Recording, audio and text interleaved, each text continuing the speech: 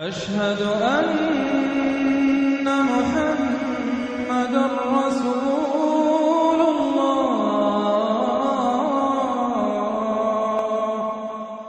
भाई और बहनों, बिहार में मैं ईश्वर से कामना करता हूं कि बिहार में जल्दी से शांति की स्थापना हो। सरकार को कहने का कोई मतलब नहीं है। मैंने सुबह गवर्नर साहब को फोन किया तो लल्लन सिंह जी बुरा मान गए कि आप क्यों बिहार की चिंता करते हो। अरे भाई, मैं देश का गृह मंत्री हूं। बिहार की कानून और व्यवस्था भी ये देश का एक हिस्सा है। आप नहीं संभाल सकते, इसलिए हम चिंता कर रहे हैं। भाई और बहनों, बिहार में मैं ईश्वर से कामना करता हूं कि बिहार में जल्दी से शांति की स्थापना हो। सरकार को कहने का कोई मतलब नहीं है। मैंने सुबह गवर्नर साहब को फोन किया तो लल्लन सिंह जी बुरा मान गए कि आप क्यों बिहार की चिंता करते हो। अरे भाई, मैं देश का गृह मंत्री हूं। बिहार की कानून और व्यवस्था भी ये देश का एक हिस्सा है। आप नहीं संभाल सकते, इसलिए हम चिंता कर रहे हैं। और मित्रों, जिस प्रकार की व्यवस्था यहां पर शासन में बनी है, मुझे बताइए, जिस सरकार में जंगल राज के प्रणेता लालू प्रसाद यादव की पार्टी उपस्थित हो, वो सरकार बिहार में शांति ला सकती है क्या? बताइए, ला सकती है? हर खबर पर होगी आपकी पकड़। डाउनलोड कीजिए। तुम हलवा समझ के खाना, किसी को अपने पास नहीं आना। कभी पढ़ा करो भैया, पढ़ने से फायदा होता है। इनकी आंख पर वोट बैंक की पट्टी पड़ी हुई है। वोट बैंक की पट्टी पड़ी। ये मैं वोट बैंक के लोभी, आंख के अंधे और कान के बहरे नेताओं को कहना चाहता हूं, आप इनके कैंप में जाइए। कल 100 हेक्टेयर के जो मालिक थे, आज एक छोटी सी झुग्गी में अपने परिवार के साथ भीख मांगकर गुजारा कर रहे हैं। जिनकी बड़ी हवेलियां हुआ करती थी, आज उनको नागरिकता नहीं है, नौकरी नहीं है, दवाई नहीं है, खाना नहीं। डंके की चोट पर कहने आया हूं, जिसको विरोध करना है वो कर दे। सिटीजनशिप अमेंडमेंट बिल वापिस नहीं होने वाला। सब पे कर लेंगे। लेकिन ये कहते हैं कि साहब, आप ये नेशनल पॉपुलेशन रजिस्टर बना रहे हैं और फिर आप एनआरसी लाएंगे और यहां के मुसलमानों को निकालकर इस हिंदुस्तान के बाहर कर देंगे। मैं यहां के मुसलमान भाइयों को भी कहना चाहता हूं, जो भी भारत का नागरिक है, जो मुसलमान भारत का नागरिक है, कोई मां का लाल चिमटे से भी उसको नहीं छूने पाएगा। मैं विश्वास दिलाता हूं। यदि कहीं पर यदि किसी को शिकायत हो तो अपनी शिकायत लेके हम लोगों के पास आ सकता है। उस मुसलमान के साथ हम खड़े रहे। और इन नेशनल पॉपुलेशन रजिस्टर में मैं यह भी बता देना चाहता हूं, यदि आपका कोई पता पूछता है, नाम पूछता है, पिता का नाम पूछता है, जन्मतिथि पूछता है, कब आए, तो उसमें आपके ऊपर कोई दबाव नहीं डाला जाएगा। आप जो बतला देंगे वह नोट कर लिया जाएगा। वह सरकारी कर्मचारी वह नोट कर लेगा। लेकिन फिर भी उस नेशनल पॉपुलेशन रजिस्टर को लेकर तरह तरह की भ्रांतियां लोगों के अंदर पैदा की जा रही है। प्रशासन ने समय नहीं दिया, बिल्कुल भी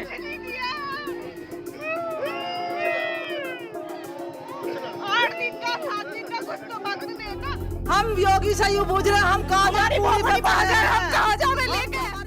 ये रोते बिलखते वो लोग हैं जिनके सिर से उनकी छत छिन गई। इधर घर टूटते रहे, उधर उनका हौसला। दिल टूटता रहा और फूट फूट कर रोते रहे। बस बहुत मिन्नतें की, कुछ मोहलतें मांगी, लेकिन कुछ ना मिला। भैया, हम जहाँ पे हमारी 5 पीढ़ी हो गई, कम से कम 5 पीढ़ी, हमें कम से कम 150-200 साल हो गए रहते। उससे पहले ना पता चली होगी कोई अवैध है। हमारे कागज नहीं देखे, हमारा कुछ नहीं देखा। इसे तोड़ दो, हमें मौका नहीं दिया बात करने का एक भी। अरे भैया हमारा राम प्रसाद मेरे बाबा का नाम है, महेंद्र मेरे पिताजी का नाम है, हमारे परबाबा का नाम है, 4-5 शंकर जी रहते थे। हाँ शंकर गिर राम प्रसाद महेंद्र सुरेंद्र 5-7 पीढ़ी हो गई हमारी, जब से पता नहीं चली यो अवैध सो रहा था योगी। अब कितने लोग रह रहे थे? 20 लोगों का परिवार है हमारा, 20 हमारी वोट बीजेपी को गई थी। अब इसके अलावा आपका कोई मकान नहीं है? कुछ नहीं है। मिल जाएंगे, चिंता मत करो। पर उनका घर तोड़ना क्यों जरूरी पड़ गया? तो उसके लिए क्या करूं? आरती लेके जाऊं, थाली सजाऊं उनकी? कोई निर्दोष मुस्लिम आके बता दे कि मैं निर्दोष था, मेरे साथ अन्याय हुआ है, कोई बता दे। कोई नहीं बोल सकता।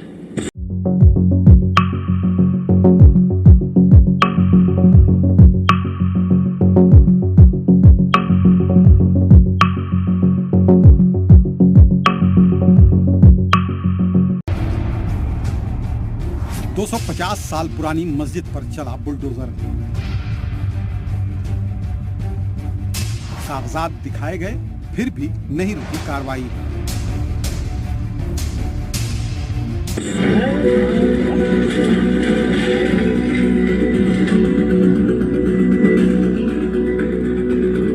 बुलडोजर बाबा, ये सब आपके साथ, आपके नाम के साथ जुड़ा हुआ है, और आपका जो एक सिस्टम बना है, बाकी चीफ मिनिस्टर्स भी उसको कॉपी करने लग गए हैं।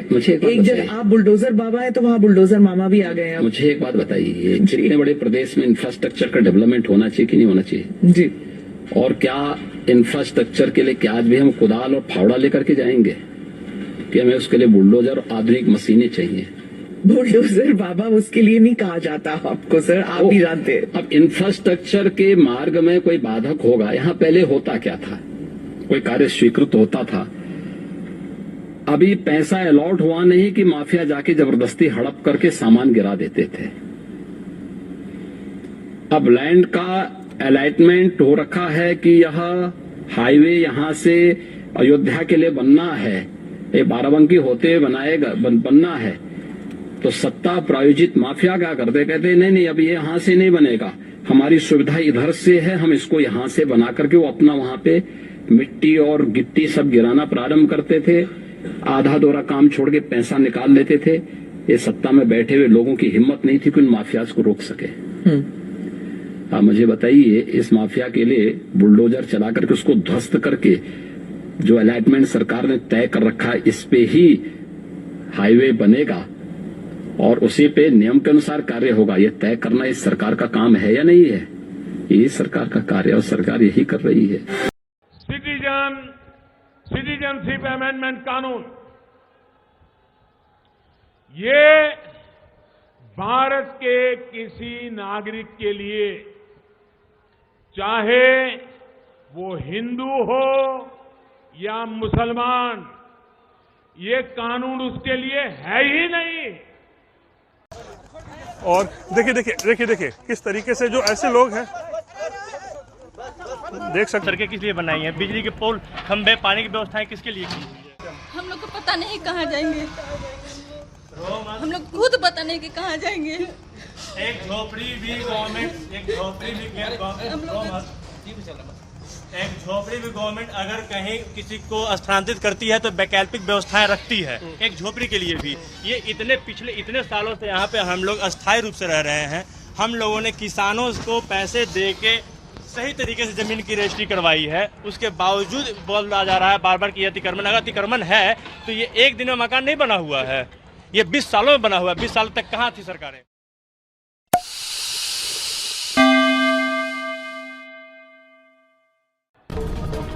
जो किसी की नहीं सुनता वो समय की सुनने को बाध्य हो जाता है। समय उसे उसकी सुनाने पर विवश कर देता है। हो रहा है और इस पर काबू पाने के लिए आपकी क्या रणनीति? देखिए, विपक्ष पूरा एकजुट होकर सिटीजनशिप अमेंडमेंट एक्ट के लिए अफवाहें फैला रहा है कि इससे माइनॉरिटी को अलग थलग कर देंगे, ये कर देंगे, वो कर देंगे।